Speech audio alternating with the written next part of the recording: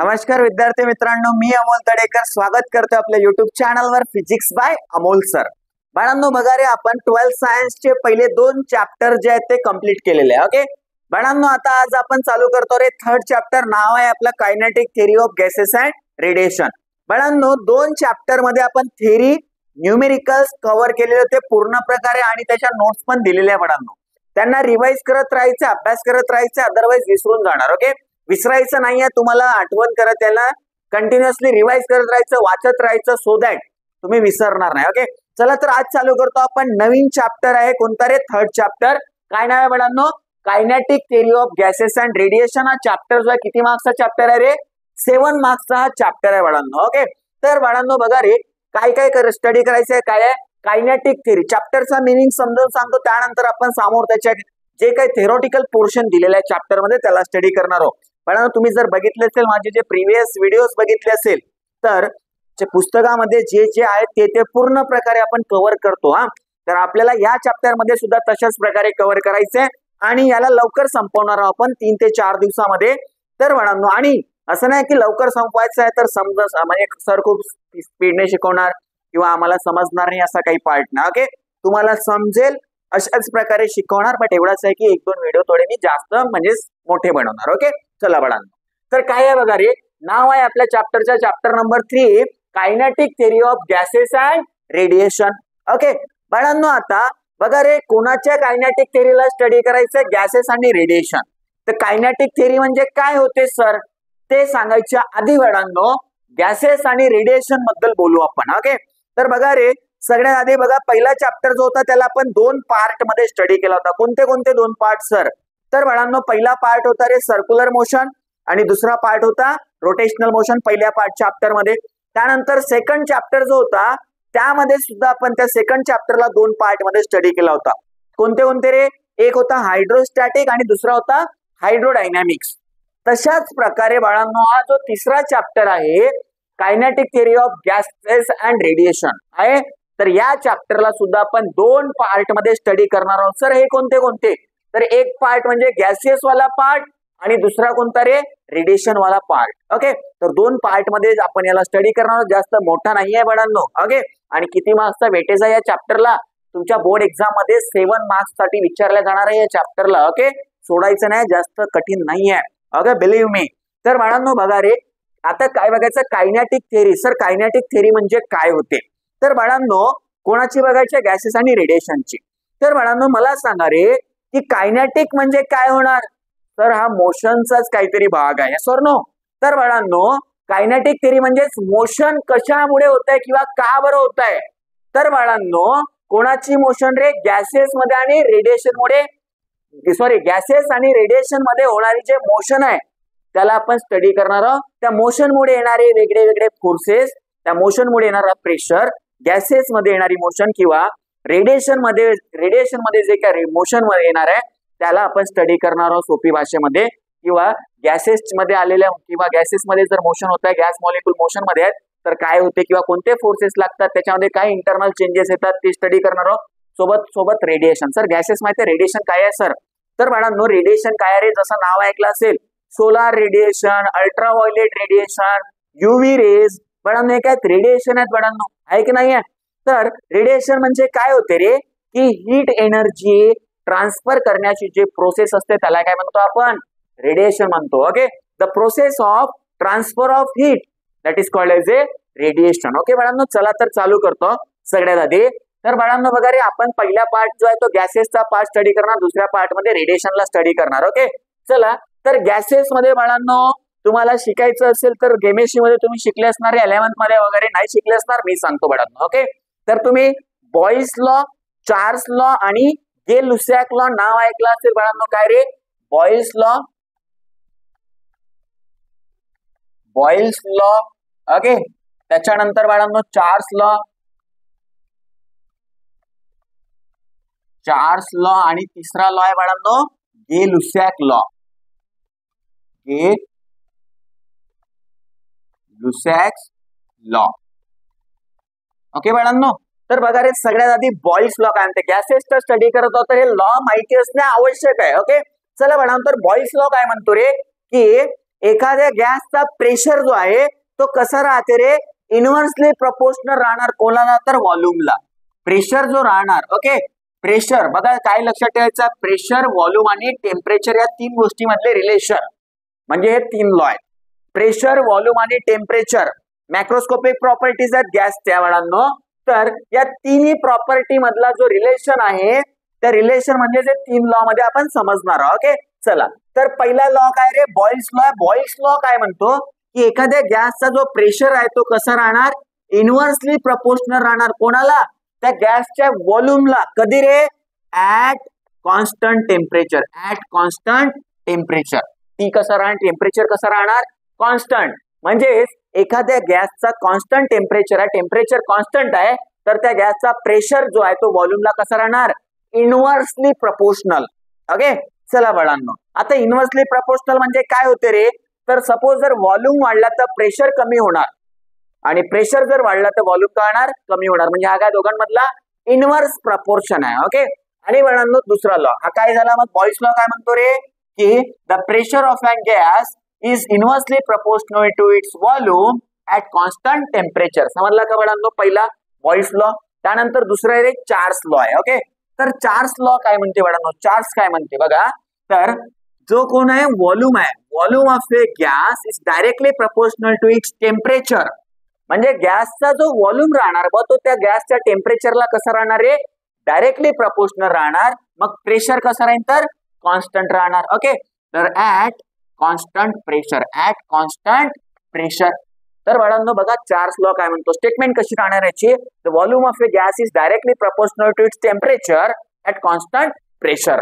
Okay, आणि तिसरा law आहे बाळांनो, कोणता लॉ आहे रे, गे-लुसियाक लॉ. काय म्हणतो की pressure of a gas is directly proportional to its temperature at constant. आता बघा पीटी आहे तर व्हॉल्यूम कसा राहणार, कॉन्स्टंट. व्हीटी होता तर प्रेशर कॉन्स्टंट झाला आणि पीव्ही होता तर टी कॉन्स्टंट झाला. या तिघांमधलेच रिलेशन बघत आहोत तिन्ही लॉ मध्ये, सर नो. चला तर काय म्हणत आहे मग, की प्रेशर आणि टेम्परेचर एकमेकांना डायरेक्टली प्रपोर्शनल राहणार at constant volume, at constant volume. तर हे बाळांनो तिन्ही लॉ समजले असतील तर बघा काय आहे. बघा बॉइल्स लॉ काय म्हणते, एकदा पुन्हा बोलून दाखवतो, pressure of gas is inversely proportional to its volume किंवा pressure is inversely proportional to the volume at constant temperature. त्यानंतर चार्ल्स लॉ काय म्हणतो बाळांनो, तर volume is directly proportional to the temperature at constant pressure. त्यानंतर Gay Lussac law काय म्हणतो रे, तर pressure is directly proportional to the temperature at constant volume. आता या तिघांवरून पण बघा रे की व्हॉल्यूम आणि प्रेशर दोन्ही बी कशा आहेत, डायरेक्टली प्रपोर्शनल आहेत कोणाला, टेम्परेचरला. म्हणजे प्रेशर आणि व्हॉल्यूम, प्रेशर आणि व्हॉल्यूम टेम्परेचरला कसे आहेत, डायरेक्टली प्रपोर्शनल आहेत बाळांनो. बघा लिहिलं, तर from above 3 equations we can write that. Okay, from above 3 equations, 3 equations we can write that. काय लिहू शकतो आपण की बघ प्रेशर आणि व्हॉल्यूम जो आहे तो टेम्परेचरला कसे आहेत रे, डायरेक्टली प्रपोर्शनल आहेत सर. तर प्रेशर आणि व्हॉल्यूम कसे आहेत, डायरेक्टली प्रपोर्शनल आहेत कोणाला रे, टेम्परेचरला. म्हणा एवढा समजला का, हो सर. तिन्ही लॉ समजले आणि हा रिलेशन समजला की प्रेशर आणि व्हॉल्यूम जे आहे ते कसे आहेत, प्रेशर आणि व्हॉल्यूम टेम्परेचरला डायरेक्टली प्रपोर्शनल आहेत. या दोन लॉ वरून दिसते का. आणि बाळांनो या व्हॉल्यूमला तिकडे नेला तर प्रेशर कसं राहणार रे, इनव्हर्सली प्रपोर्शनल राहणार कोणाला, व्हॉल्यूमला. म्हणजे हा लॉ झाला का, म्हणजे हा relation is the correct relation आहे. की अबाव 3 पहिल्या 3 इक्वेशन वरून बॉइल्स लॉ, चार्ल्स लॉ आणि गे-लुसियाक लॉ वरून आपण असं लिहू शकतो. लिहिलं काऊन, तर प्रेशर बी डायरेक्टली प्रपोर्शनल आहे टेम्परेचरला, व्हॉल्यूम बी डायरेक्टली प्रपोर्शनल आहे. या व्ही ला तिकडे नेला तर प्रेशर आणि व्हॉल्यूम एकमेकांना कशा आहे मग, इनव्हर्सली प्रपोर्शनल बी आहे बाळांनो. चला रे आता काय समजायचं आहे, सपोज हा प्रपोर्शनॅलिटीचा साइन काढला बाळांनो, हा काढला तर इज इक्वल टू चा साइन लिहिणार. आणि सपोज आपण इज इक्वल टू चा साइन लिहिता तो काहीतरी कॉन्स्टंट घ्यायचा असतो ना. चला बाळांनो, तर therefore P V is equal to लिहिला, याला काढला इज इक्वल टू लिहिला तर काय लिहिणार रे, कॉन्स्टंट. हा दिसत आहे का, आर काय आहे मग, कॉन्स्टंट ऑफ प्रपोर्शनॅलिटी. त्यालाच म्हणतात रे युनिव्हर्सल गॅस कॉन्स्टंट म्हणतात किंवा गॅस कॉन्स्टंट म्हणतात. ओके, आर जसं आर काय आला कॉन्स्टंट आला, टी जसंच्या तसं. तर काय फॉर्म्युला मिळाला बाळांनो, PV is equal to R T. काय मिळाला रे, PV is equal to R T. हा काय आहे सर, तर बाळांनो यालाच तर म्हणतात आयडियल गॅस इक्वेशन. काय म्हणतात रे याला, आयडियल गॅस इक्वेशन म्हणतात. वेअर आर म्हणजे काय आहे बाळांनो, वेअर वेअर आर म्हणजे काय रे, युनिव्हर्सल गॅस कॉन्स्टंट आहे. काय आहे, युनिव्हर्सल गॅस कॉन्स्टंट. आणि बाळांनो याची व्हॅल्यू किती असते सर, कोणाची, युनिव्हर्सल गॅस कॉन्स्टंटची, तर आर ची व्हॅल्यू असते बाळांनो 8.314 जूल पर मोल पर केल्विन. काय आहे, जूल पर मोल पर केल्विन आहे बाळांनो. चला तर हा झाला रे युनिव्हर्सल गॅस कॉन्स्टंट. हा इक्वेशन दिसत आहे बाळांनो बघा, PV is equal to RT. इथे नंबर ऑफ मोल्स दिसत आहे का तुम्हाला या इक्वेशन मध्ये, नाही. म्हणजे जर आयडियल गॅस 1 मोलची असेल, 1 मोल गॅस असेल, ओके, तर बाळांनो 1 मोल ऑफ एन गॅस साठी हा इक्वेशन लागणार. ओके, जर नंबर ऑफ मोल्स असतील तर नंबर ऑफ मोल म्हणजे काय होते sir, for n number of moles, n number of moles, number of moles. म्हणजे हा झाला जर गॅस 1 मोल गॅस असेल तर बाळांनो PV is equal to RT झाला. बट गॅस जर नंबर ऑफ मोल आहे, n number of moles of gas आहे बाळांनो, तर काय होणार आहे मग हाच इक्वेशन, तर पीव्ही इज इक्वल टू होणार आहे n RT. मग हा स्मॉल n म्हणजे काय आहे बाळांनो, तर for n number of moles of gas PV is equal to काय होणार आहे nRT. हा काय आहे मग, हा सुद्धा आयडियल गॅस इक्वेशनच आहे. बट कधी आहे रे, नंबर ऑफ मोल्स आहे तेव्हा असणार हा इक्वेशन. आणि जर एक नंबर ऑफ मोल्स किती असेल, 1 असेल, तर बाळांनो हा इक्वेशन आहे कोणता, आयडियल गॅस इक्वेशन. ओके, ह्या n ला काय म्हणणार, स्मॉल n ला, तर बघा बाळांनो स्मॉल n ला काय म्हणणार सांगतो.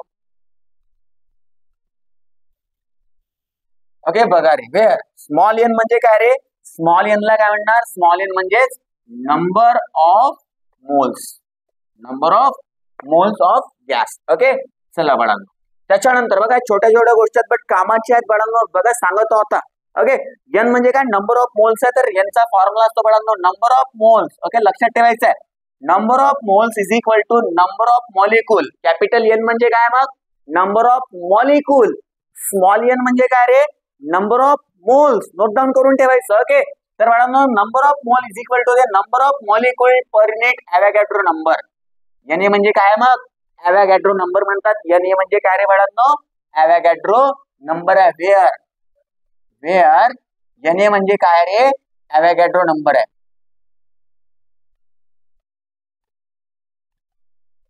ॲव्होगॅड्रोज नंबर. आणि बाळांनो ॲव्होगॅड्रो नंबरची व्हॅल्यू किती असते सर, तर ॲव्होगॅड्रो नंबरची व्हॅल्यू असते बाळांनो, ओके, 6.022 into 10 to the power 23 mole inverse. किती राहते रे ॲव्होगॅड्रो नंबरची व्हॅल्यू, तर Na Avogadro number is equal to राहते बाळांनो 6.022 इंटू 10 to the power 23 काय आहे, मोल इनवर्स. ओके, हा झाला ॲव्होगॅड्रो नंबर. चला बाळांनो या इक्वेशन मध्ये नंबर ऑफ मोलच्या ठिकाणी जर आपण ही व्हॅल्यू ठेवली तर काय होणार मग, therefore PV is equal to काय होणार रे, number of molecule divided by Avogadro number into काय होणार रे, RT. झालं का, बघा या इक्वेशनला असं लिहू शकतो, काय केला तर यांच्या ठिकाणी हा लिहिला का बाळांनो, यायला लिहिला, तर हा एक इक्वेशन झाला. बट बाळांनो आर म्हणजे काय होता रे आपला, आर म्हणजे काय आहे, तर युनिव्हर्सल गॅस कॉन्स्टंट आहे. आर ची व्हॅल्यू पण माहिती आहे आपल्याला, तर आर चा फॉर्म्युला माहिती असायला पाहिजे की आर म्हणजे काय होते सर, तर आर म्हणजे गॅस कॉन्स्टंट आणि किती राहते बाळांनो, तर Na म्हणजे काय रे, ॲव्होगॅड्रो नंबर इंटू काय करायचा, केबी. सर हा केबी काय आहे, सर केबी ला म्हणतात बोल्ट्झमॅन कॉन्स्टंट. केबी ला काय म्हणणार रे, Boltzmann constant. Okay, where KB काय आहे बाळांनो, Boltzmann constant. Boltzmann constant, Boltzmann constant आहे केबी म्हणजे, आणि Na into KB Avogadro number आणि बोल्ट्झमॅन कॉन्स्टंटचा जो प्रोडक्ट आहे तोच काय आहे, तर युनिव्हर्सल गॅस कॉन्स्टंट आहे. सर बोल्ट्झमॅन कॉन्स्टंटची व्हॅल्यू किती असते तर बाळांनो 1.38.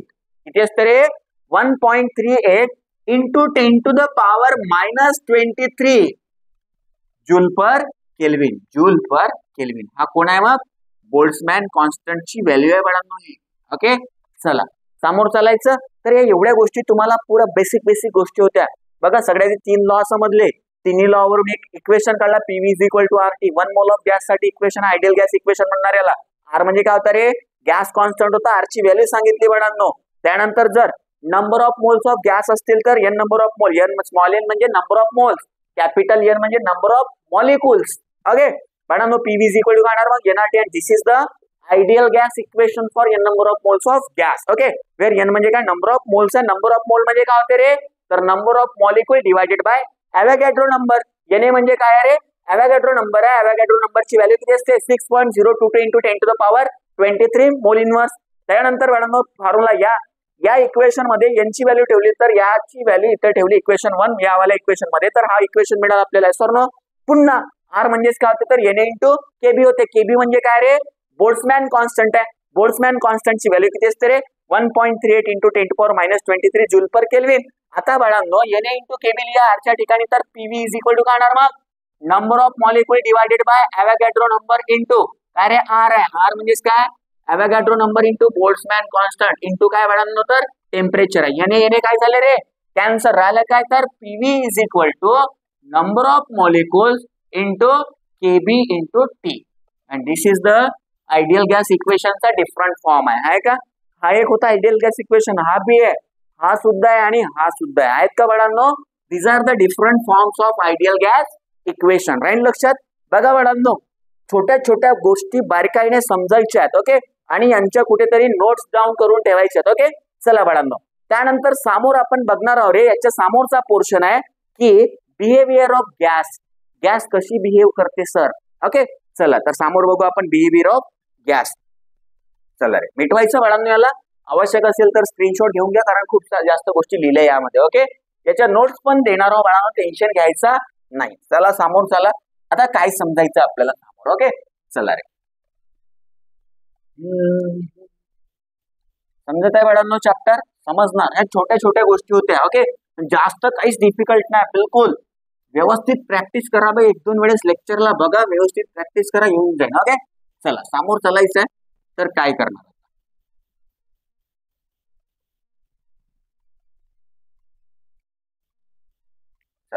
त्यानंतर आहे समजायचं आपल्याला समोर की बिहेवियर ऑफ गॅस, गॅस कशी बिहेव करते. तर बाळांनो समजा गॅस आहे तर गॅसचे नंबर ऑफ मॉलिक्युल्स राहणार आहे. सर नो चला रे, बिहेवियर ऑफ गॅस.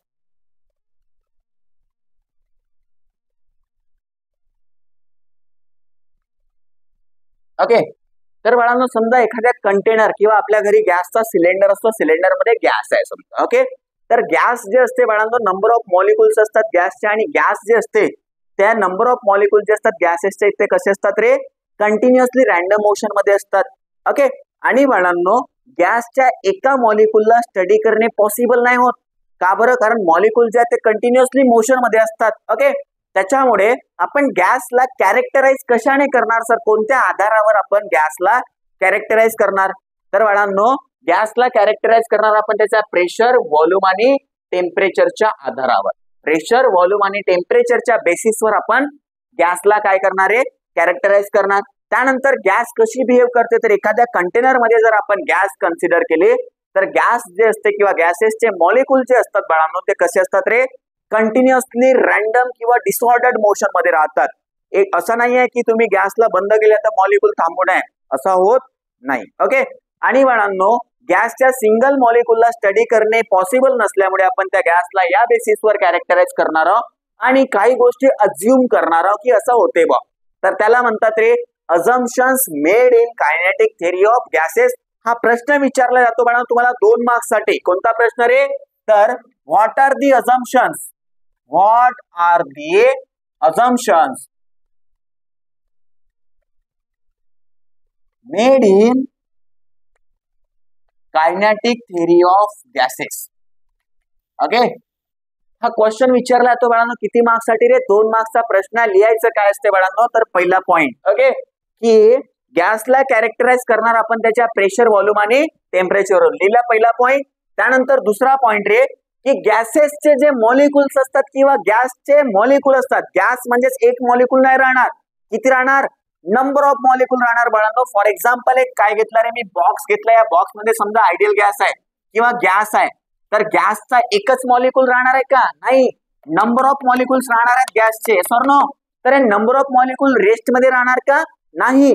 कसे राहणार रे, कंटिन्युअसली रॅन्डम किंवा डिसऑर्डर्ड मोशन मध्ये राहणार. ओके, तर gas molecules are continuously random disordered motion. Okay, त्याच्यानंतर बाळांनो जे गॅसचे मॉलिक्युल्स असतात यांच्यामध्ये आता मोशन होत आहे, याची बी होत आहे, याची बी होत आहे, याची बी होत आहे, सगळ्या मॉलिक्युलची रॅन्डम मोशन होत आहे कंटिन्युअसली. तर बाळांनो गॅस मॉलिक्युल एकमेकांवर काय होणार, आदळणार ना, कोलाइड होणार. तर कोलाइड जर होत आहेत बाळांनो तर त्यांच्यामध्ये गॅसच्या दोन मॉलिक्युल मध्ये होणारा कोलिजन कोणता राहणार, तर बाळांनो तिसऱ्या पॉइंट मध्ये लिहिणार आहे की the collision between the gases molecule is perfectly elastic collision. कोणता कोलिजन होणार, दोन गॅसेस मॉलिक्युल मध्ये होणारा कोलिजन कोणता राहणार, मग परफेक्टली इलास्टिक कोलिजन. दोन टाइपचे कोलिजन असतात, इनइलास्टिक कोलिजन आणि इलास्टिक कोलिजन. तर हा जो कोलिजन असणार आहे गॅसेस मॉलिक्युल मध्ये होणारा कसा राहणार आहे, परफेक्टली इलास्टिक कोलिजन असणार आहे बाळांनो. ओके, त्यानंतर समोर चालायचं आहे चौथ्या पॉइंट मध्ये की गॅसच्या एका मॉलिक्युलचा जो व्हॉल्यूम राहणार तो गॅसच्या व्हॉल्यूम पेक्षा किंवा गॅसच्या नेट व्हॉल्यूम पेक्षा कसा राहणार आहे, निग्लिजिबल. म्हणजे समजा या बॉक्स मध्ये काय आहे, गॅस भरलेली आहे आपण, तर एका मॉलिक्युलचा जो व्हॉल्यूम राहणार तो गॅसच्या व्हॉल्यूमच्या कंपॅरिझन मध्ये कसा राहणार, निग्लिजिबल राहणार. आणि हे बाळांनो 4 पॉइंट काय झाले तर अझम्पशन झाले. कोणत्या बेसिस कशामध्ये, तर कायनेटिक थिअरी ऑफ गॅसेस मध्ये आपण काय अज्युम केलंय की गॅस मॉलिक्युल किंवा गॅसला कॅरेक्टराइज करणार त्याच्या प्रेशर, व्हॉल्यूम आणि टेम्परेचर वरून. दुसरा म्हणजे की गॅसचे जे मॉलिक्युल राहणार ते कंटिन्युअसली रॅन्डम मोशन मध्ये राहणार. हे लिहायचं इथे, कंटिन्युअसली कसे राहणार, रॅन्डम मोशन मध्ये राहणार. कंटिन्युअसली मोशन मध्ये तर त्यांच्यात कोलिजन होणार, तर कोलिजन कोणता होणार मग, परफेक्टली इलास्टिक कोलिजन. आणि एका मॉलिक्युलचा जो काही व्हॉल्यूम आहे तो गॅसच्या व्हॉल्यूमच्या कंपॅरिझन मध्ये कसा राहणार आहे, निग्लिजिबल राहणार. This are the assumptions made in kinetic theory of gases. तुम्ही जर PYQs बघितले तुम्हाला तर हा क्वेश्चन मिळणार बाळांनो कुठे नाही कुठे. ओके, तर हा क्वेश्चन विचारला तर what are the assumptions made in kinetic theory of gases. Okay, त्यानंतर बाळांनो समोर समजायचं आपल्याला की आयडियल गॅस म्हणजे काय होते आणि रिअल गॅस म्हणजे काय होते. बघा बाळांनो याच्या नोट्स देणार आहोत, आता मी समजून सांगतो, इलॅबोरेट करतो गोष्टींना. याच्या नोट्स पण देणार, तुम्हाला वाचायचं आहे, लिहायचं आहे, प्रॅक्टिस करायचं आणि संपवायचं. ओके, चला रे. तर त्यानंतर आहे आयडियल गॅस म्हणजे काय होणार आणि रिअल गॅस म्हणजे काय होणार बाळांनो. तर समजावून सांगतो, चला, काहीच कठीण नाही. बघा रे, काही काही गोष्टी ज्या थेरॉटिकल आहेत ते मी फळ्यावर लिहिणार नाही, बस समजावून सांगणार. ओके, तर बाळांनो सगळ्यात आधी समजा आयडियल गॅस म्हणजे काय. Okay, ideal gas. तर बघा रे, आयडियल गॅस म्हणजे काय होणार, तर बाळांनो तुम्हाला इक्वेशन माहिती आहे, PV is equal to nRT. यालाच काय म्हणतो आपण, आयडियल गॅस इक्वेशन. तर आयडियल गॅस म्हणजे काय होणार आहे की अशी गॅस, कशी गॅस सर, अशी गॅस, कशी गॅस, तर अशी गॅस जे या इक्वेशनला फॉलो करणार किंवा ऑबे करणार at all temperature and all pressure. All temperature and pressure म्हणजे सगळ्या टेम्परेचर आणि सगळ्या प्रेशरवर या इक्वेशनला जे गॅस फॉलो करणार किंवा ऑबे करणार किंवा या इक्वेशनचा पालन करणार त्या गॅसला कोणती गॅस म्हणणार रे, ideal gas. The gas which obeys the ideal gas equation at all temperature and pressure is called as ideal gas. आणि आयडियल गॅस मध्ये होते काय बाळांनो, तर आयडियल गॅसचा लिक्विफिकेशन होत नाही. काय होत नाही रे, लिक्विफिकेशन. म्हणजेच बाळांनो जे आयडियल गॅस राहणार त्याचं लिक्विफिकेशन नाही होणार. म्हणजेच काय, गॅस पासून लिक्विड बनवता येत नाही. कोणाचा रे, आयडियल गॅसचा. सोबत आयडियल गॅस मध्ये इंटरमॉलिक्युलर इंटरॅक्शन प्रेझेंट राहत नाही. म्हणजेच जे मॉलिक्युल मध्ये होणार इंटरॅक्शन आहे तो निग्लिजिबल राहणार. समजलं का बाळांनो, हो सर. ओके, त्यानंतर समोर रिअल गॅस म्हणजे काय होणार, दुसरी कोणती गॅस आहे मग बाळांनो, तर रिअल गॅस आहे. Okay, real gas. तर हे रिअल गॅस म्हणजे काय होणार आहे, तर हा PV is equal to nRT आहे. PV is equal to nRT म्हणजे काय रे, गॅस इक्वेशन किंवा आयडियल गॅस इक्वेशन आहे. तर अशी गॅस जे या इक्वेशनला ऑबे करणार किंवा फॉलो करणार at high temperature and low pressure.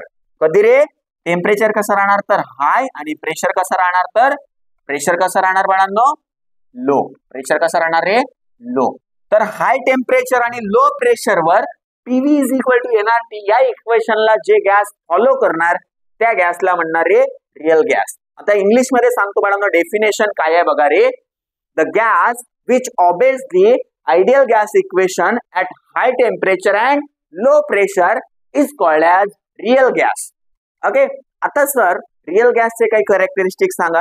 तर बाळांनो रिअल गॅस जे राहणार त्याचा लिक्विफिकेशन केला जातो. म्हणजेच की या गॅस पासून लिक्विड बनवलं जाऊ शकते, म्हणजे याचा लिक्विफिकेशन होते. आयडियल गॅसचा होते का? नाही, याचा होते काय? लिक्विफिकेशन, म्हणजे या गॅस पासून लिक्विड बनवू शकते. ओके. त्यानंतर बाळांनो जे रिअल गॅस आहे त्यामध्ये काय होणार आहे की रिअल गॅस मध्ये बाळांनो इंटरमॉलिक्युलर इंटरॅक्शन प्रेझेंट राहणार. आयडियल गॅस मध्ये नव्हता, इथे राहणार. म्हणजे मॉलिक्युल मध्ये काहीतरी इंटरॅक्शन किंवा फोर्स ऑफ अट्रॅक्शन राहणार. ओके. चला बाळांनो, बट कमी राहणार. गॅसेस मध्ये कमी राहते, सॉलिड मध्ये सगळ्यात जास्त राहते. ओके. चला बाळांनो, तर आयडियल गॅस आणि रिअल गॅसच्या डेफिनेशन समजायच्या होत्या आणि 1-2 कॅरेक्टरिस्टिक्स. ओके. चला, त्यानंतर समोर आपल्याला समजायचं आहे बाळांनो मीन फ्री पाथ. काय समजायचं आहे रे? मीन फ्री पाथ. चला बाळांनो क्लिअर करून देतो टॉपिकला. ओके. छोटीशी डेफिनेशन आहे, 1 मार्क साठी विचारतात. कोणती रे? मीन फ्री पाथची डेफिनेशन. ओके. चला बाळांनो, तर समजून बी सांगतो आणि डेफिनेशन पण सांगतो. ओके. चला, मीन फ्री पाथ जेवढा सांगतो तेवढंच समजायचं आहे, अगाऊचा समजायचं नाही बाळांनो.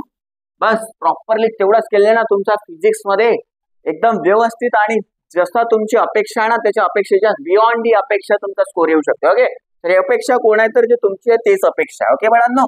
चला रे, तुमचीच आहे अपेक्षा बी. तर बाळांनो करायचं काय? लक्ष द्या. काय करणार?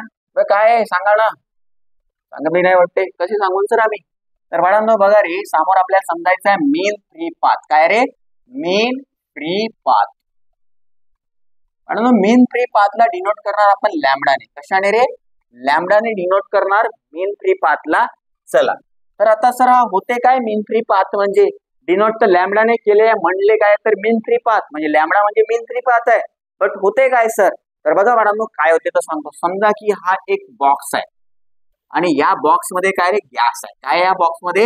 गॅस आहे. तर गॅसचा एकच मॉलिक्यूल राहणार आहे का? नाही. पहिले सांगितलं गॅसचे नंबर ऑफ मॉलिक्यूल राहू शकतात. ओके. तर 1, 2, 3 असे नंबर ऑफ मॉलिक्यूल्स आहेत गॅसचे. चला बाळांनो आहेत. आता नंबर ऑफ मॉलिक्यूल कसे राहतात म्हटलं तर अझम्पशन मध्ये सांगितलं होतं. कसे राहतात रे? रॅन्डम मोशन मध्ये राहतात. कोणीच खाली पिली नाही राहत, सगळे फिरून राहिले इकडे तिकडे, थांबून कोणीच नाहीये. ओके. तर हा बी मोशन मध्ये आहे. सगळे मॉलिक्यूल कसे राहतात रे? मोशन मध्ये राहतात. ठीक आहे. तर गॅसचे मॉलिक्यूल जर मोशन मध्ये आहेत बाळांनो, तर मॉलिक्यूल मध्ये काय होणार रे? कोलिजन होणार सर. Yes or no? तर बाळांनो समजा हा मॉलिक्यूल आहे, हा मॉलिक्यूल जाऊन इथं आदळला या मॉलिक्यूल वर. तर ए वर होता, कुठे गेला? बी वर गेला. बी वरून सी वर गेला मॉलिक्यूल. इथून कोलाइड झाला तर इथे आला, इथून कोलाइड झाला इथे आला, इथून कोलाइड झाला त्या इथे आला. आला का? म्हणजेच ए कडून बी कडे, बी कडून सी, सी कडून डी, डी कडून ई, इकडून एफ. अशा प्रकारे मॉलिक्यूल का ते कंटिन्युअसली याच्यावर आदळला, त्याच्यावर आदळला, तिकडे गेला, इकडे गेला, असा कंटिन्युअसली तो कोलिजन करत आहे. बरोबर आहे. तर बाळांनो मीन फ्री पाथ म्हणजे काय होणार? तर दोन कोलिजन मधला जो डिस्टन्स आहे त्याला फ्री पाथ म्हणणार. काय म्हणणार आहे? जसा ए मध्ये होता, ए कडे होता, बी वर गेला, ए वरचा मॉलिक्यूल बी वर जाऊन कोलाइड झाला. झाला का? तर बाळांनो काय झाला रे? हे दोन कोलिजन झाले. तर या दोन कोलिजन मधला डिस्टन्स म्हणजे ए बी झाला. तर ए बी म्हणजे काय मग? फ्री पाथ म्हणणार. तसाच बीसी सुद्धा काय आहे मग? फ्री पाथ आहे सर. सीडी सुद्धा काय आहे मग? फ्री पाथ आहे सर. डी बी काय? Free path. ईएफ बी काय? फ्री पाथ आहे का बाळांनो? तर काय करणार रे की या आणि या कोलिजन मधला जर फ्री पाथची आपण मीन व्हॅल्यू काढले तर त्याला काय म्हणणार मग आपण? मीन फ्री पाथ. म्हणजेच काय आहे बाळांनो की दोन सक्सेसिव्ह कोलिजन मधला जो काही फ्री पाथ आहे त्याची काय करणार रे? मीन व्हॅल्यू काढणार. किंवा the average distance covered by the molecule किंवा the average distance between two successive collision of the molecule that is called as a mean free path. काय बोललो रे? The average distance covered by the molecule between two successive collision किंवा the average distance between two collisions covered by the molecule is called as mean free path denoted by lambda. Formula काय बाळांनो बघा रे? mean free path म्हणजे lambda is equal to total distance covered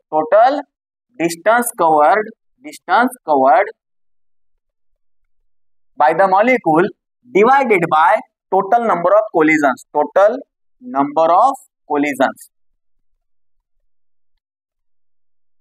म्हणजेच बाळांनो हा molecule आहे. समजा हा मॉलिक्यूल किती वेळेस कोलाइड होत आहे समजा तर 10 वेळेस कोलाइड झाला. एक्झाम्पल घेतला 10 वेळेस कोलाइड झाला.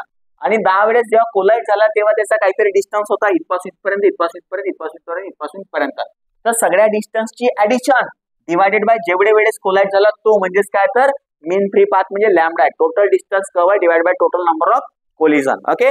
यालाच काढणार आहे मीन फ्री पाथ. आणि डेफिनेशन कशी बोलणार याची, the average distance covered by the molecule between two successive collision is called as mean free path.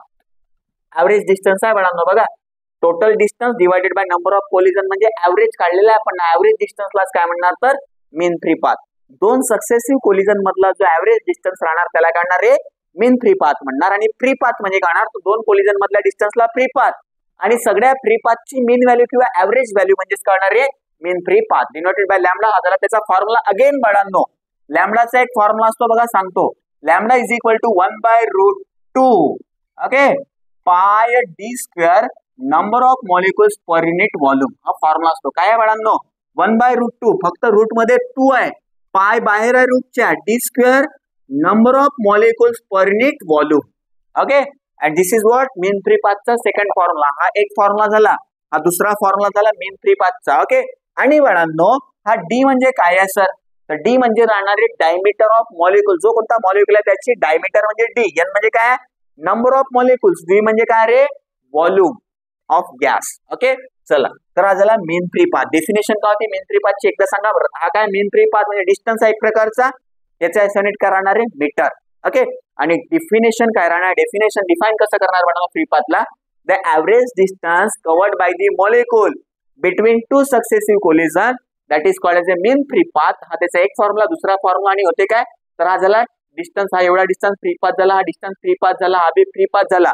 सगळ्या फ्री पाथची काय काढली आपण ना ऍव्हरेज व्हॅल्यू किंवा मीन व्हॅल्यू काढली, त्यालाच म्हणणार मीन फ्री पाथ. ओके समजला सर, समोर चला. ओके त्यानंतर मॅडम आपल्याला आता समोर काय बघायचं बघा, इम्पॉर्टंट डेरिव्हेशन आहे. काय रे important, very very important derivation आहे, 4 मार्क्स साठी विचारले ते चालू करायचं याला आजच संपवणार. ओके चला रे, तर 4 मार्क्सचा इम्पॉर्टंट डेरिव्हेशन बघा बाळांनो. कोणता डेरिव्हेशन आहे सर, असा सेक्शन डी मध्ये क्वेश्चन विचारतात बाळांनो याच्यावर. ठीक आहे चला रे, तर पहिल्या चॅप्टर मधला 4 मार्क्सचा प्रश्न एक सांगितला होता बाळांनो मी, पॅरलल ऍक्सिस थेरम. दुसऱ्या चॅप्टर मध्ये पण 4 मार्क्सचा एक क्वेश्चन सांगितला होता, कोणता रे बर्नॉलिस प्रिन्सिपल. आणि तिसऱ्या चॅप्टर मध्ये जो 4 मार्क्सचा प्रश्न आहे बाळांनो तो आहे रे कोणता, आता जो सोडवणार त्याला म्हणणार pressure, expression for pressure of an ideal gas. Ideal gas मुळे येणाऱ्या प्रेशरचा डेरिव्हेशन जो आहे 4 मार्क्स साठी विचारला जातो. ओके त्यालाच आपण म्हणतो रे expression for pressure of an ideal gas. म्हणून बघा आता इच अँड एव्हरीथिंग बारकाईने समजायचंय, समजल्यानंतर प्रॅक्टिस करायचंय, नोट्स बघायचे, खतम करायचंय, त्याला रिवाइज करत राहायचंय. बिलकुल फिजिक्स तुमच्या जो आहे ना, फिजिक्स तुमचा काय होणार जाणार, it will be on your finger tips. Okay चला बाळांनो काय समजायचं तर डेरिव्हेशन आहे तर कसं लिहिणार याला बघा रे. Expression for pressure of an ideal gas, pressure of an ideal gas. Ideal gas मुळे येणारा प्रेशर काढायचा आपल्याला बाळांनो, फॉर्म्युला काढायचा त्याचा. ओके चला सगळ्या आधी काय करणार बघा रे, मी समजून सांगतो, याच्या नोट्स पण देणार, नोट्स मधून प्रॅक्टिस करा किंवा जे समजला त्यालाच प्रॅक्टिस करा. गेम ओव्हर आहे याचा पूर्ण. काय करणार सगळ्यात आधी डेरिव्हेशन आहे, डेरिव्हेशन सोडवायचं आहे. तर बाळांनो बघा भरपूरांनी डेरिव्हेशन बी नाही जमत, न्यूमेरिकल बी नाही जमत, मग म्हणते फिजिक्स कठीण आहे सर. काही कठीण नाही आहे कारण तुम्ही आजपर्यंत बरोबर शिकल्याच नाही ना, बरोबर अभ्यासच नाही केला. तर बाळांनो करायचं काय बघा रे, सगळ्या आधी डेरिव्हेशन म्हणजे कन्सिडर करणार. कोणाचा डेरिव्हेशन आहे प्रेशरचा, कोणाच्यामुळे आयडियल गॅसमुळे, तर कोणाला कन्सिडर करणार आयडियल गॅसला कन्सिडर करणार. कुठे कन्सिडर करणार सर, तर एखाद्या क्युबिकल बॉक्स मध्ये. ओके चला रे, तर कन्सिडर आहे कन्सिडरेशन मध्ये लिहिणार. ओके इथून डेरिव्हेशन सॉल्व्ह करतो आपण. तर काय करणार, consider an ideal gas inside a cubical box as shown in figure. तर डायग्राम कुठे आहे सर, तर आता काढणार ना वाढांनो, का बरं टेन्शन घेते रे. चला तर हा क्युबिकल बॉक्स आहे बघा. बघा रे क्यूब कसा काढायचा, असा डब्बा केल्यावर इकडे एक लाईन काढायची, इकडे एक आणि इकडे एक. काढल्या का, या दोन्ही लाईनला जोडा, या दोन्ही लाईनला जोडा, या दोन्ही लाईनला जोडा आणि या दोन्ही लाईनला जोडा. जोडल्या का, अरे वा सर एकच नंबर. तर बाळांनो हा काय बनला क्यूब. आता क्यूबचे काय काढणार आहे डिग्री ऑफ फ्रीडम, तर हे झाली त्याची एक्स ऍक्सिस. अरे सर गलतीनं डिग्री ऑफ फ्रीडम म्हटलं हे का होते तर सांगणार बाळांनो, समोर सांगणार. फक्त समजा की 3 ऍक्सिस आहेत, एक आहे एक्स ऍक्सिस आहे, दुसरी आहे रे वाय ऍक्सिस आहे सर हे उभी वाली, आणि तिसरी कोण आहे मग झेड ऍक्सिस आहे का बाळांनो. तर हा झाला क्युबिकल बॉक्स. या बॉक्सच्या अंदर कोण आहे रे, आयडियल गॅस आहे. समजा काय आहे बाळांनो बॉक्सच्या अंदर, तर आयडियल गॅस. काय आहे आयडियल गॅस. ओके गॅसचा एकच मॉलिक्यूल राहणार आहे का, नाही सर, नंबर ऑफ मॉलिक्यूल राहते. ओके, चला बाळांनो, तर काय करणार रे की कन्सिडर केला, consider an ideal gas enclose inside the cubical box as shown in figure. जे बोललो ते लिहिला बाळांनो, गॅस पर्यंत त्याच्या समोर जो बोललो ना, consider an ideal gas enclose inside the cubical box as shown in figure, एवढा लिहिला. आता लेट, लेट मध्ये काय लिहिणार बघा रे, लेट. बाळांनो, हा जो क्युबिकल बॉक्स आहे ना, याची लेंथ आहे काहीतरी, त्याला म्हणतो कॅपिटल एल. एल म्हणजे काय झाला मग, लेंथ ऑफ क्युबिकल बॉक्स. लिहा capital L be the length of cubical box. हे लिहिना capital L be the length of cubical box. लिहिला बाळांनो? हो सर. चला समोर काय करणार बाळांनो, जे लिहायचं होतं ते इथे लिहिलेलं आहे. बाळांनो तुम्ही समजायचं मी जे बोललो ते, कारण कसं आहे ना, हो ना, लिहायला वेळ लागेल तर आणखी मग तुम्ही म्हणाल व्हिडिओ मोठा झाला सर, मग बघत नाही पोट्टे, व्हिडिओ मोठा दिसला की झाला याची पहिल्याच फाटते. अबे फाटायची नाही आहे. ओके, चला रे, काय करणार बाळांतर, एल म्हणजे काय, लेंथ ऑफ क्युबिकल बॉक्स आहे. ओके, त्यानंतर काय करणार रे, दुसरा म्हणजेच के घ्या. मग एन म्हणजे काय होणार, कॅपिटल एन म्हणजे काय होते रे, कॅपिटल एन म्हणजे आता सांगितलं होता सर थोड्या वेळा आधी, एकच मॉलिक्यूल राहणार आहे का, नाही, नंबर ऑफ मॉलिक्यूल राहणार. तर नंबर ऑफ मॉलिक्यूल म्हणजे कोण आहे मग, कॅपिटल एन म्हणजे काय, नंबर ऑफ मॉलिक्यूल्स. चला बाळांनो लिहिला, नंबर ऑफ मॉलिक्यूल म्हणजे कॅपिटल एन आहे, एल म्हणजे लेंथ ऑफ क्युबिकल बॉक्स होते. त्याच्यानंतर स्मॉल एम लिहितो बाळांनो, हा काहीतरी आहे आणि कोण आहे, तर एका मॉलिक्यूलचा मास आहे small M, mass of single molecule, mass of single molecule. त्याच्यानंतर समोर बघा रे, कॅपिटल एम म्हणतो मी, capital M is equal to काय होणार, तर एका मॉलिक्यूलचा mass into number of molecule म्हणजे काय होणार मग, आयडियल गॅसचा टोटल मास होणार का, एकाचा mass into number of molecule म्हणजे टोटल मास कोणाचा रे, आयडियल गॅस. बघा, छोटा M into number of molecule, एकाचा मास, एका मॉलिक्यूलचा mass into number of molecule म्हणजे टोटल मास कोणाचा, गॅसचा. ओके, तर total mass of the gas. त्याच्यानंतर बाळांनो बघा आता करत काय, बघा रे पोट्ट्यांनो, एक मॉलिक्यूल घेतला, दिसत आहे का, तसा एका मॉलिक्यूलच्या स्टडी करणे पॉसिबल तर नाही, पण आपण कन्सिडर केला, फिजिक्स मध्ये बहुत साऱ्या गोष्टी कन्सिडर करायच्या आहे. ओके, केला सर, तर हा एक मॉलिक्यूल आहे कोणाचा रे, आयडियल गॅसचा आहे. चला बाळांनो, आता मॉलिक्यूल कुठून कुठे जाऊ शकते, कशा प्रकारे जाऊ शकते, काय होणार बघा, समजायचं काही कठीण नाही. बघा रे, तर काहीतरी काढतो तुमच्यासाठी. ओके, हे एक भिंत दिसत आहे का, क्यूबची एक वॉल झाली, जे शेडेड केलेली वॉल आहे. ओके, क्यूब म्हणजे डब्यासारखा राहील नाही, क्युबिकल डब्बा, डब्यामध्ये भरला तर डब्याला भिंती राहतील, ते एक वॉल झाली शेडेड वॉल. त्याच्यानंतर इकडे बघा यांची एक शेडेड वॉल काढतो. ओके, दुसरी शेडेड वॉल झाली. जो मॉलिक्यूल कन्सिडर केलाय तो समजा या भिंतीवरून कोलाइड झाला आणि इकडे समोर चालला, इकडे कुठे चालला रे, हा इकडे चालला. कोणत्या डायरेक्शन मध्ये आहे, कोणती ऍक्सिस आहे, एक्स ऍक्सिस आहे, म्हणजे एक्स डायरेक्शन मध्ये जात आहे मॉलिक्यूल. मॉलिक्यूल थांबून राहते का, नाही, कसं राहते, कंटिन्युअसली मोशन मध्ये राहते. तो कुठे चालला, इकडे कोलाइड झाला होता, इकडून तिकडे चालला, इकडून तिकडे जात आहे, तर कोणत्या डायरेक्शन मध्ये जात आहे, पॉझिटिव्ह एक्स डायरेक्शन जात आहे. तर त्याची व्हेलॉसिटी राहणार काहीतरी, तर त्याला म्हणतो व्हेलॉसिटी इन एक्स डायरेक्शन म्हणजे Vx. तर Vx म्हणजे काय बाळांनो, velocity in x direction of A molecule. Okay, त्याच्यानंतर नाव, आता काय करणार बघा रे, नाव.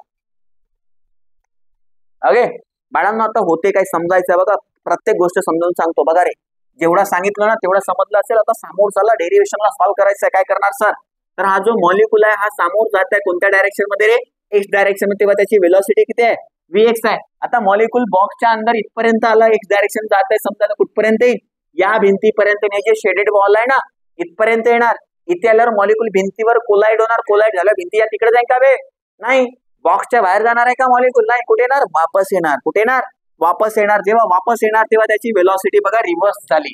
रिव्हर्स झाली की नाही झाली, हो सर. तर व्हेलॉसिटी जेव्हा रिव्हर्स झाली त्याच्यात मोमेंटम काय होणार, मॉलिक्यूलचा चेंज होणार. मॉलिक्यूल जेव्हा मोशन मध्ये आहे तर मोशन मध्ये म्हणजे त्याला लिनियर मोमेंटम आहे. मोमेंटम जर आहे बाळांनो, तर मोमेंटम इथपर्यंत ठीक आहे, इकडे चाललेला आहे, भिंतीवर कोलाइड झाला, मॉलिक्यूल आला असा भिंतीवर कोलाइड झाला, तर भिंती तिकडे जाणार आहे का, नाही सर. कारण भिंतीला कोलाइड झाल्यानंतर वापस येणार मॉलिक्यूल, वापस येतात म्हणजे व्हेलॉसिटी डायरेक्शन काय झाली, रिव्हर्स. व्हेलॉसिटीची डायरेक्शन जेव्हा रिव्हर्स झाली तेव्हा त्याचा मोमेंटम बी काय झाला, मॉलिक्यूलचा चेंज झाला. तर काय करणार मग आपण, ओके, तर बाळांनो during the collision, during the collision with the wall, wall सोबत जेव्हा कोलिजन होत आहे तेव्हा मॉलिक्यूलचा मोमेंटम चेंज होत आहे. तर change in momentum during the collision with the wall, the molecule get reverse direction किंवा velocity of molecule get reverse. Okay, तर बाळांनो देअरफॉर मोमेंटम वेलॉसिटी रिव्हर्स झाली म्हणजे मोमेंटम चेंज होणार. तर change in momentum is given by change म्हणजे delta, p म्हणजे momentum, delta p म्हणजे काय मग चेंज इन मोमेंटम आहे. तर change in momentum is equal to काय होणार बाळांनो, चेंज आहे म्हणजे फायनल मायनस इनिशियल. तर काय करणार आहे मग फायनल मोमेंटम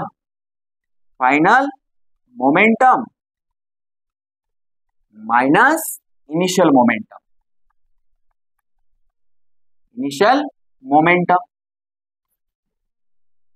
लिहिला बाळांनो, हा MOMENTUM असा लिहिला. Okay, momentum final momentum minus initial momentum म्हणजेच काय मग डेल्टा पी. डेल्टा पी म्हणजे काय रे चेंज इन मोमेंटम. तर बाळांनो बघा is equal to delta p is equal to बघा काहीतरी करतो, बहुत मोठा डेरिवेशन आहे, संपवायचं याला, आता संपणार, टेन्शन घ्यायचा नाही. ओके चला रे काय करणार, तर बघा इनिशियली बाळांनो पॉझिटिव्ह एक्स डायरेक्शन मध्ये जात आहे मॉलिक्यूल, या वॉल पासून इकडे जात आहे. तर मोमेंटम जो आहे तो इनिशियल मोमेंटम काय रे mass into velocity next direction आहे. Sir no mass into velocity momentum झाला. मग काय झालं, या मॉलिक्यूलचा इनिशियल मोमेंटम हा झाला. ओके, मॉलिक्यूल इकडे जात आहे, इथे पर्यंत आला, या वॉलवर काय झाला रे कोलाइड झाला, मॉलिक्यूल कोलाइड झाल्यानंतर वापस येणार तेव्हा वेलॉसिटीची डायरेक्शन अपोजिट झाली. अपोजिट डायरेक्शन असेल वापस येणारा मोमेंटम म्हणजे फायनल मोमेंटम. फायनल मोमेंटमच्या वेलॉसिटी डायरेक्शन रिव्हर्स झाली. डायरेक्शन रिव्हर्स जर झाली तर साइन कोणता येणार, निगेटिव्ह साइन येणार. निगेटिव्ह साइन काय इंडिकेट करणार की वेलॉसिटी रिव्हर्स झाल्या. मोमेंटम काय राहणार तर mass into velocity next direction. तर एक डायरेक्शन का इथे कोलाइड झाल्यानंतर वापस तिकडे जाणार, तिकडे बी तर एक्स डायरेक्शन आहे ना, वर चाललाय का नाही, झेड डायरेक्शन जात आहे का नाही, कुठं चालला इकडे कोलाइड झाला वापस तिकडे जाणार. इकडे पॉझिटिव्ह एक्स होती, तिकडे कोण राहणार negative x. Negative x velocity next direction म्हणजे निगेटिव्ह व्हॅल्यू काय झाली त्याची मायनस झाली, काऊन तर डायरेक्शन अपोजिट झाली. आता झाले तर काय झालं, हा झाला मायनस मास इंटू वेलॉसिटी नेक्स्ट डायरेक्शन, हा झाला फायनल मोमेंटम. फायनल मोमेंटम मधून काय करणार मायनस करणार, तर मायनस कोणाला इनिशियल मोमेंटमला. इनिशियल मोमेंटम काय होतं रे mass into velocity in x direction. एवढा समजला असेल ना बाळांनो, काहीच कठीण नाही बे. चला तर therefore change in momentum delta p is equal to काय फॉर्म्युला झाला रे मग बाळांनो, मायनस हा मायनस तोच, तर किती होणार -2 into mass into velocity in x direction. झाला का बाळांनो, हो सर. आता बाळांनो मॉलिक्यूलचा मोमेंटम एवढा चेंज होत आहे, मग मॉलिक्यूलने कोलिजनच्या वेळेस या वॉलवर किती मोमेंटम लावला सर, तर याच्या काय करायचा अपोजिट डायरेक्शन मध्ये लावायचं. तर देअरफॉर किंवा thus the momentum applied by the molecule किंवा momentum due to molecule during the collision on the wall किंवा momentum transfer to the wall during collision. The momentum transferred to the wall during collision.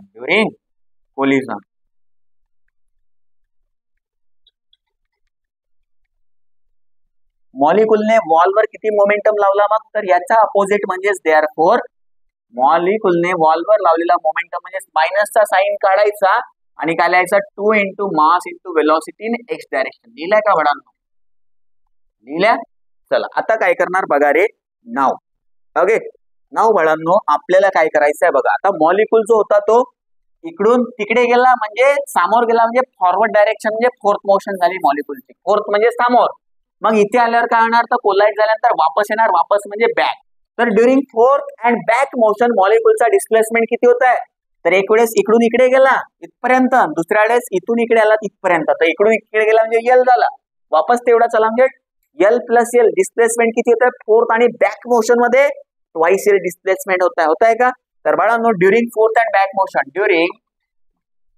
During forth and back motion म्हणजे समोर आणि collide झाल्यानंतर वापस इकडून तिकडे गेला तर एवढा गेला आणि तिकडून इकडे आला तर एवढा चाला, म्हणजे टोटल डिस्प्लेसमेंट किती झाला तर एल प्लस एल किती झाला बाळांनो ट्वाइस एल. ओके तर during forth and back motion the displacement of molecule is twice L. The displacement of molecule is twice L. Forth and back मोशनच्या वेळेस मॉलिक्यूलचा डिस्प्लेसमेंट ट्वाइस एल होत आहे. तर वेलॉसिटी कोणत्या डायरेक्शन मध्ये होती, इकडून तिकडे म्हणजे एक्स डायरेक्शन, तिकडून इकडे म्हणजे निगेटिव्ह एक्स डायरेक्शन. तर वेलॉसिटी कोणत्या डायरेक्शन मधली रे एक्स डायरेक्शन मधली वेलॉसिटी किती राहणार बाळांनो, तर वेलॉसिटीचा फॉर्म्युला काय असतो रे डिस्प्लेसमेंट अपॉन टाइम. तर डिस्प्लेसमेंट ट्वाइस एल होत आहे डिवाइडेड बाय टाइमला डेल्टा टी म्हणतो. जमला का रे, हो सर.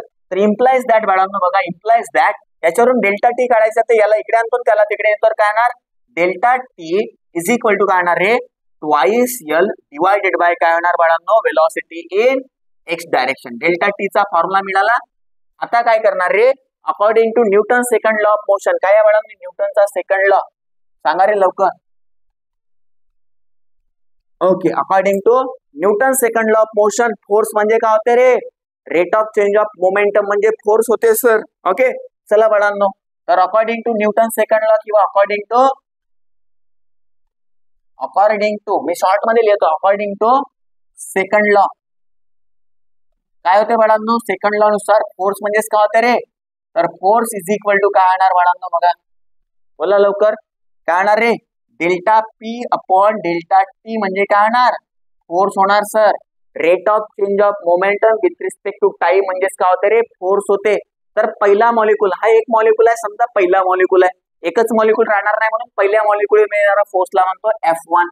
ओके पहिल्या मॉलिक्यूलचा momentum divided by time delta T. Okay चला तर काय होणार आहे बाळांनो F1 is equal to for first molecule F1 is equal to delta P किती आहे रे 2 into mass into velocity in x direction. कोणत्या मॉलिक्यूलची फर्स्ट मॉलिक्यूलची. ओके तर काय होणार मग 2 into mass into velocity in x direction कोणत्या मॉलिक्यूलची रे फर्स्ट मॉलिक्यूलची म्हणजेच Vx1 लिहिला velocity in x direction for first molecule. Okay divided by delta T. Delta T ची पण व्हॅल्यू काढलेली आहे किती रे twice L divided by velocity in x direction. Velocity in x direction कोणासाठी फर्स्ट मॉलिक्यूल साठी तर Vx1 होणार. तर काय बाळांनो ट्वाइस एल डिवाइडेड बाय काय बाळांनो velocity in x direction for first molecule. बघा रे आता होते काय तर हा जो आहे velocity in x direction for first molecule हा डिनॉमिनेटर हा कुठे जाणार रे न्यूमरेटर मध्ये जाणार आणि हा 2 काय होणार कॅन्सर आला काय डिवाइड मध्ये फक्त एल हा वर जाणार तर Vx1 चा इंटू Vx1 त्याचा काय होणार Vx1 चा स्क्वेअर होणार. ओके बाळांनो बघा काय लिहितो तर देअरफॉर पहिल्या मॉलिक्यूल मध्ये लागणारा फोर्स म्हणजे F1 is equal to. Okay बोर्डवर एक्झाम्पल जर प्युअर डेरिव्हेशन नाही आला तर मी याला मिटवून पुन्हा सोडवणार. ओके चला बाळांनो म्हणजे मिटवणार इकडचा मिटवणार बाकीचा समोरचा सोडवणार. ओके चला तर F1 इज इक्वल टू समजायचा काही कठीण नाही काहीच कठीण नाही. ओके बघा मी काय करतो जे तुम्हाला माहित आहे तेच करत आहोत फक्त एवढाच आहे की तुम्हाला माहित नाही की तुम्हाला माहित काय बाळांनो मी सांगतो ते माहित करून घ्या तुम्ही. ओके चला तर F1 इज इक्वल टू काय होणार आहे मग बघा मास into velocity in x direction कसं आहे तसं मास into velocity in x direction पहिल्या मॉलिक्यूल आहे हा बी वर्गला हा इंटू हा याचा काय झाला रे स्क्वेअर त्याला Vx1 चा काय झाला स्क्वेअर. 1 म्हणजे काय पहिल्या मॉलिक्यूल साठी असलेली वेलोसिटी अशी एकच राहणार का नाही नंबर ऑफ मॉलिक्यूल राहणार दुसरा तिसरा चौथा पाचवा सहावा असे n नंबर पर्यंत कॅपिटल N पर्यंत नंबर ऑफ मॉलिक्यूल्स आहेत. हो सर डिवाइडेड बाय काय राहिला रे मग L राहिला झाला बाळांनो. चला तर हा झाला पहिल्या मॉलिक्यूल मध्ये येणारा फोर्स कोणावर या बॉलवर एकाच मॉलिक्यूल मध्ये येणार का नाही तर टोटल फोर्स काय राहणार आहे पहिल्यामुळे येणारा प्लस दुसऱ्यामुळे येणारा प्लस तिसऱ्यामुळे प्लस चौथ्यामुळे असा n नंबर ऑफ मॉलिक्यूल मुळे येणारा फोर्स काढणार आपण या बॉलवर. तर टोटल ऍव्हरेज फोर्स किंवा टोटल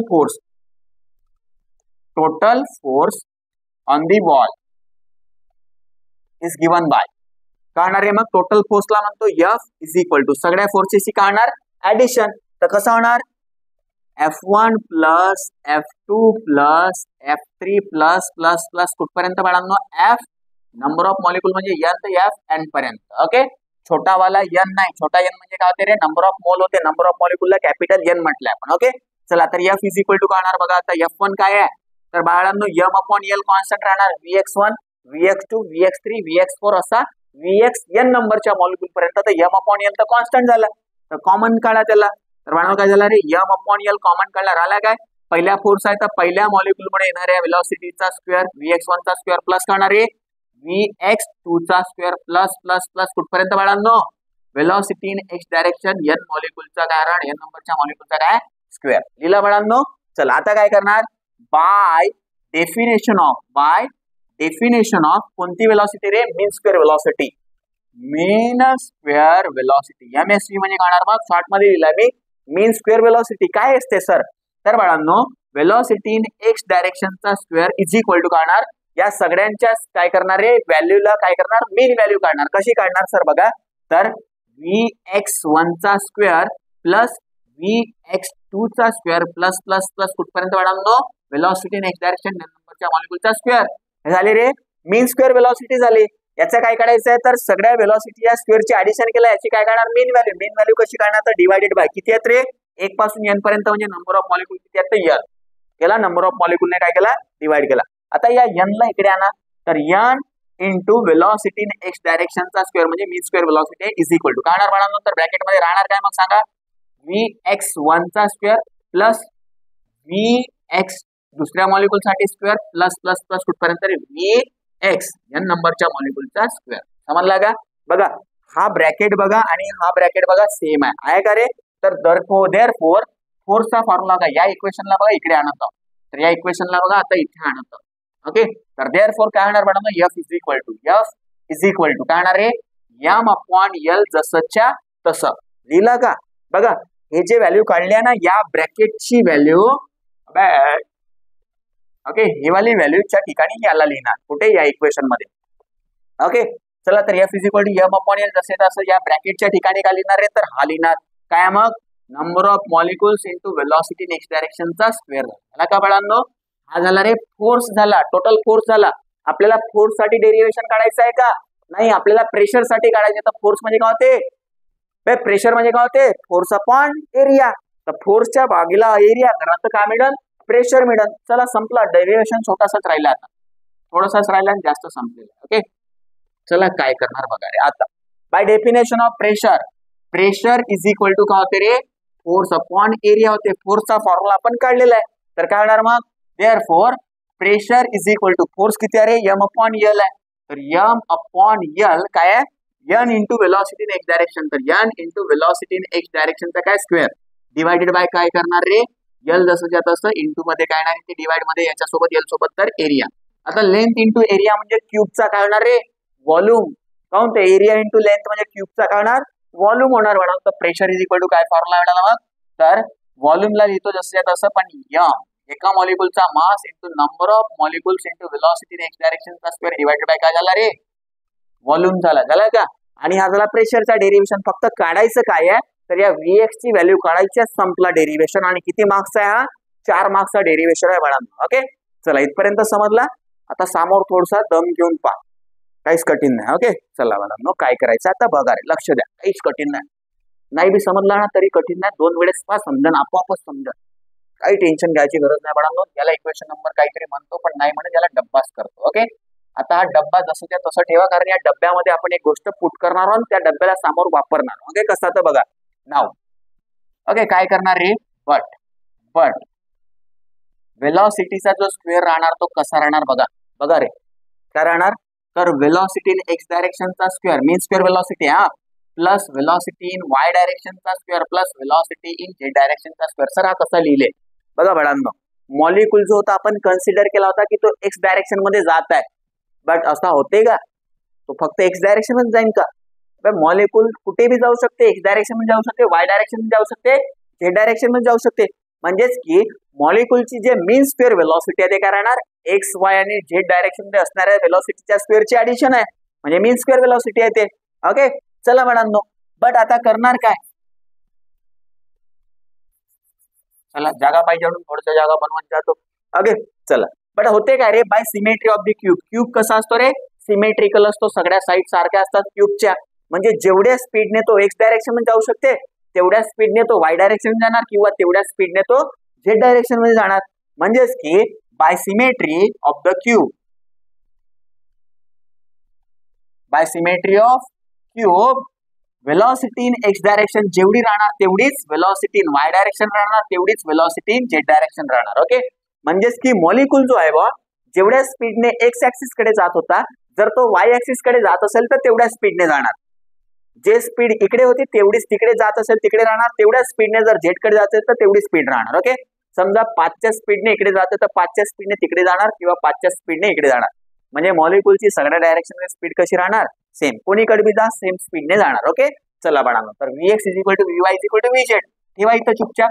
तर therefore V square is equal to Vx square जसंच्या तसं प्लस आहे, Vy च्या ठिकाणी बी Vx लिहू शकतो, याच्यावर लिहिला का रे, तर Vx स्क्वेअर प्लस Vz च्या ठिकाणी सुद्धा Vx लिहिणार तर काय झाला Vx स्क्वेअर.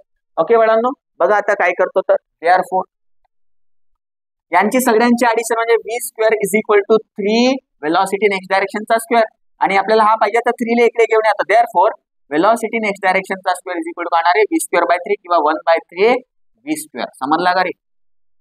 पुट करायला पुट इन इक्वेशन यावाल्या पुट करायचं या इक्वेशन मध्ये तर प्रेशर मिळेल सर नो. तर काय होणार बाळांनो बघा आता प्रेशरला इथं न लिहिता इकडे लिहितो. चला रे हा इथं लिहितो आता शेवटचा डब्बा आपल्याला. ओके तर काय होणार मग therefore pressure is equal to pressure is equal to काय होणार रे तर 1 या v² vx च्या ठिकाणी vx² च्या ठिकाणी काय लिहिणार vx² च्या ठिकाणी 1/3 v² लिहिणार. तर 1/3 ला समोर आणतो. आणला का? चला n × m जसंच्या तसं तर m × n म्हणा किंवा n × m म्हणा एकच गोष्ट आहे. ओके इंटू काय रे v² डिवाइडेड बाय काय बाळांनो व्हॉल्यूम आहे का.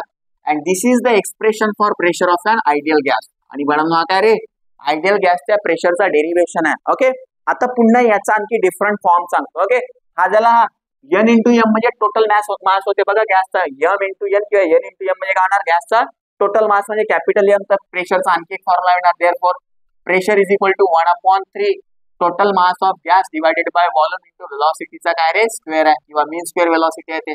हा एक फॉर्म्युला झाला. आणि एक शेवटचा फॉर्म्युला बघा त्याचे डिफरंट फॉर्म सांगतो. तर pressure is equal to mass upon volume म्हणजे काय होते रे मास अपॉन व्हॉल्यूम म्हणजे डेन्सिटी होते सर. तर प्रेशर इज इक्वल टू काय होणार मग 1/3 रो म्हणजे डेन्सिटी वेलॉसिटीचा स्क्वेअर 1/3 रो v². बघा रे हा एक दुसरा आणि हा तिसरा. These are the expression for pressure of an ideal gas. Okay किती मार्क्स साठी विचारतात बघून याला तर 4 मार्क्स साठी विचारतात. ओके चला तर बघून घ्या. आवश्यक असेल तर स्क्रीनशॉट घ्या किंवा व्हिडिओला पुन्हा बघू शकता तुम्ही. ओके आणि याच्या नोट्स सुद्धा तुम्हाला शेअर करणार. ओके बाळांनो चला तर किती मार्क्स इम्पॉर्टंट होता बाळांनो किती मार्क्स साठी रे 4 मार्क्स साठी इम्पॉर्टंट आहे. सेक्शन डी मध्ये येणारा प्रश्न आहे. हा विचारला पण आहे. याआधी पीवायक्यू जर बघितले तर तुम्हाला प्रश्न कसा विचारणार रे derive an expression for pressure of an ideal gas in kinetic theory of gases. संपला प्रश्न संपला. एका स्लाइड मध्ये उत्तर बघा 4 मार्क्स साठी इथपर्यंत सोडवायचं. समजला का रे हा एक आणि हा एक. These are the different forms of pressure of an ideal gas. Okay आणि कसा काढला तर अशा प्रकारे काढायचा. असाच काढायचा काहीच चुकीचा किंवा काहीच वेगळा नाही केला तरी चालेल. ओके चला बाळांनो त्यानंतर आहे समोरचा टॉपिक घ्यायचं का असू द्या बाळांनो. तुम्हाला काय करायचं बघा या डेरिव्हेशनला बहुत चांगल्याने प्रॅक्टिस करायचा आहे. जो सुरुवातीला सांगितलेला बेसिक्स आहे ना त्याला पण व्यवस्थित लिहून ठेवायचं आहे. वाचत राहायचं आहे विसरायचं नाही. ओके आणि हा डेरिव्हेशन. ओके हा आज आपण काय या लेक्चर मध्ये इम्पॉर्टंट गोष्टी काय शिकलो बघा रे. सगळ्यात आधी तर 3 लॉ शिकलो. PV is equal to NRT म्हणजे आयडियल गॅस इक्वेशन. त्याच्यामध्ये छोट्या छोट्या बारीक गोष्टी होत्या. ओके त्यानंतर आयडियल गॅस आणि रिअल गॅस म्हणजे काय होते ते शिकलो. त्यानंतर मीन फ्री पाथची डेफिनेशन इम्पॉर्टंट होती. आणि त्याच्या आधी assumptions made in kinetic theory of gases 2 मार्क्सचा इम्पॉर्टंट क्वेश्चन होता. त्यानंतर मीन फ्री पाथची डेफिनेशन 1 मार्क्स साठी इम्पॉर्टंट आहे. त्यानंतर बाळांनो हा जो डेरिव्हेशन आहे 4 मार्क्स साठी इम्पॉर्टंट आहे. म्हणजे हा लेक्चरच पूर्ण तुमचा इम्पॉर्टंट क्वेश्चनने भरलेला आहे. सर नो हो सर. तर बाळांनो प्रॅक्टिस करायच्या नोट्स तुम्हाला मी या व्हिडिओच्या डिस्क्रिप्शन बॉक्स मध्ये देणार आहोत किंवा लिंक प्रोव्हाइड करून देतो. लिंकवर क्लिक केला की सरळ नोट्स दिसणार तुम्हाला. ओके हो सर आम्ही बघितला पण आहे. चॅप्टर नंबर 1 च्या नाही दिला होता 2 च्या दिलेला आहे. 1 च्या पण मी देणार म्हटलं आहेत माझ्याकडे. पण बाळांनो कोणत्या व्हिडिओच्या लिंक मध्ये टाकू ते माझी आयडिया थोडा मला विचार करावा लागला.